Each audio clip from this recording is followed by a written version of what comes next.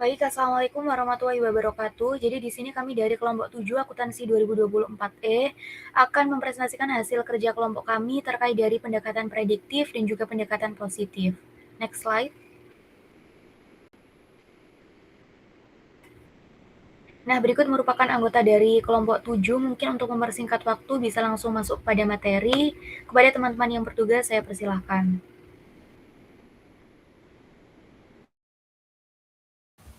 Baik, untuk materi yang pertama, prediksi peristiwa ekonomi. Prediksi peristiwa ekonomi adalah kemampuan untuk menyusun perkiraan mengenai kondisi ekonomi di masa depan secara rasional, logis, dan berbasis data. Dalam akuntansi, prediksi tidak dilakukan secara spekulatif, tetapi didasarkan pada informasi keuangan yang telah diproses melalui sistem akuntansi. Nah, informasi tersebut mencerminkan kondisi ekonomi perusahaan seperti kinerja laba, posisi keuangan, dan arus kas. Dari informasi ini, pengguna itu dapat membuat prediksi, misalnya apakah perusahaan akan berkembang, mengalami kesulitan keuangan, atau bahkan berpotensi kebangkrutan. Jadi next slide.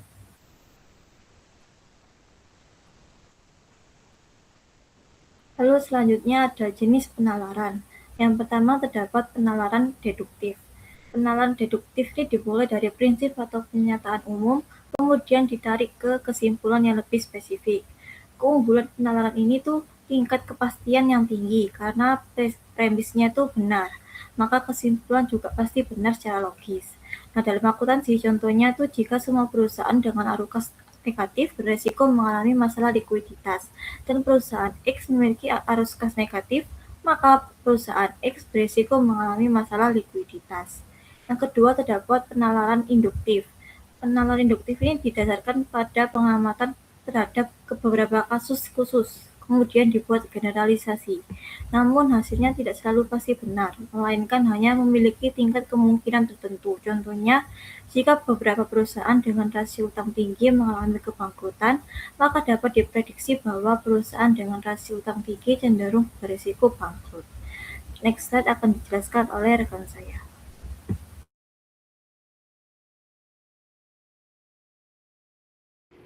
Oke, untuk selanjutnya di sini ada ketepatan prediksi. Jadi ketepatan prediksi itu sangat dipengaruhi oleh kualitas proses penalaran yang dimana digunakan dalam menganalisis suatu fenomena.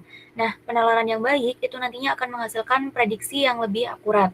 Sedangkan penalaran yang lemah itu nantinya akan berpotensi menimbulkan kesimpulan yang keliru. Oleh karena itu, terdapat beberapa faktor utama dalam menentukan ketepatan suatu prediksi. Yang pertama di sini ada kebenaran premis. Nah, kebenaran premis itu menjadi dasar utama dalam proses penalaran, di mana data yang digunakan itu harus valid, akurat, dan relevan agar tidak menghasilkan kesimpulan yang bias. Selain itu, kekuatan argumen itu juga berperan penting, yaitu adanya hubungan yang logis dan rasional antar variabel yang dapat dijelaskan secara teoritis maupun empiris. Semakin kuat hubungan tersebut, maka nantinya itu juga akan semakin tinggi tingkat kepercayaan terhadap prediksi yang dihasilkan. Di sisi lain, konsistensi logika itu juga harus dijaga agar tidak terjadi kontradiksi dalam proses penalaran. Setiap langkah analisis itu harus saling mendukung dan mengarah pada kesimpulan yang sama. Prinsip penting dalam penalaran itu adalah bahwa kesimpulan itu tidak dapat lebih kuat dari premis yang mendasarinya. Sehingga jika data yang digunakan itu lemah atau tidak akurat, maka hasil prediksi yang dihasilkan juga itu nantinya juga akan lemah. Next slide.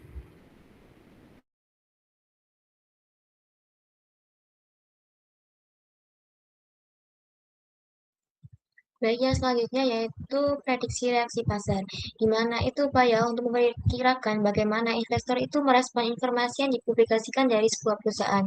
Nah, khususnya itu informasi akuntansi dalam laporan keuangan sendiri.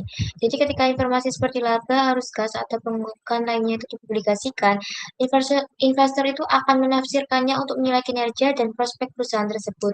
Nah, lalu akan membuat keputusan ekonomi. Nah, keputusan tersebut kemudian tercermin dalam perubahan harga saham, return, atau volume perdagangan. Nah, dengan itu, prediksi reaksi pasar itu digunakan untuk memahami serta memperkirakan apakah suatu informasi akuntansi akan menimbulkan reaksi yang signifikan di pasar atau tidak. Selanjutnya juga prediksi reaksi pasar akan berkaitan dengan bagaimana pasar memproses informasi yang tersedia. Nah, dalam kondisi pasar yang efisien, informasi yang dipublikasikan itu akan tercermin dalam harga saham sehingga reaksi terjadi dengan cepat.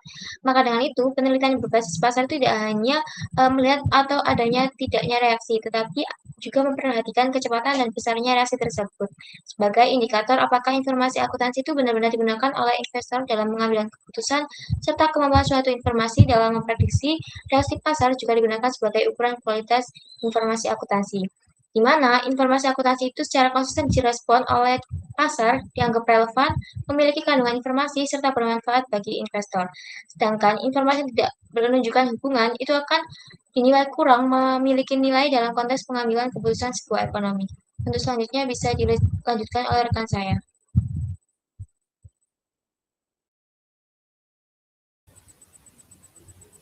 Baik, selanjutnya yaitu penelitian berbasis pasar. Jadi penelitian berbasis pasar adalah metode yang menghubungkan laporan keuangan dengan reaksi pasar. Artinya, peneliti itu tidak hanya membaca angka akuntansi di laporan, tetapi juga melihat apa yang terjadi di pasar setelah informasi itu diumumkan. Misalnya, ketika perusahaan mengumumkan laba, rugi, dividen, atau informasi keuangan lain, peneliti itu akan mengamati apakah harga saham itu naik, turun, atau tidak berubah. Dengan begitu, bisa diketahui apakah informasi akuntansi itu dianggap penting oleh investor. Nah, inti utama pendekatan ini adalah bahwa informasi akuntansi itu dinilai bermanfaat jika pasar bereaksi terhadapnya. Jadi kalau setelah informasi diumumkan, harga saham, return, atau volume perdagangan berubah secara nyata, berarti informasi tersebut mengandung nilai bagi investor. Sebaliknya, kalau pasar itu tidak bereaksi, ada kemungkinan bahwa informasi itu tidak cukup relevan dan sudah diperkirakan sebelumnya atau kurang dipercaya. Jadi analisis ini tuh penting karena dapat menunjukkan bagaimana pasar memproses informasi dan sejauh mana informasi akuntansi itu dianggap dapat dipercaya oleh investor dalam pengambilan keputusan ekonomi. Selanjutnya ya akan dilanjutkan oleh rekan saya.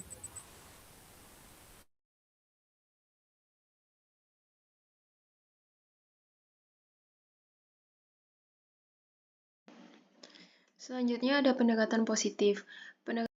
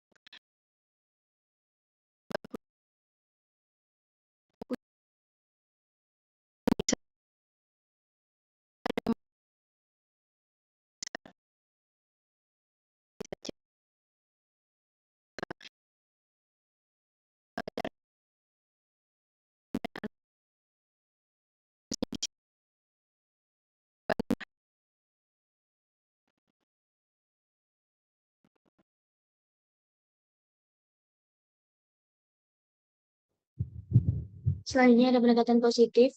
Jadi di sini pendekatan positif dalam akuntansi itu berangkat dari pandangan bahwa perilaku manusia di dalam suatu perusahaan itu kebanyakan didorong oleh kepentingan pribadi.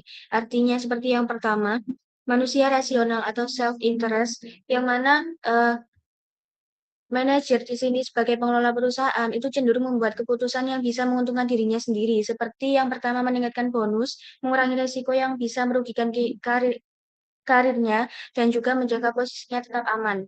Yang kedua ada konflik kepentingan atau agency problem, yang mana pendekatan ini itu mengakui adanya konflik kepentingan atau agency problem yang ada perbedaan tujuan antara pihak-pihak yang terlibat, seperti antara pemilik atau pemegang saham dengan manajer, ataupun investor dengan manajemen.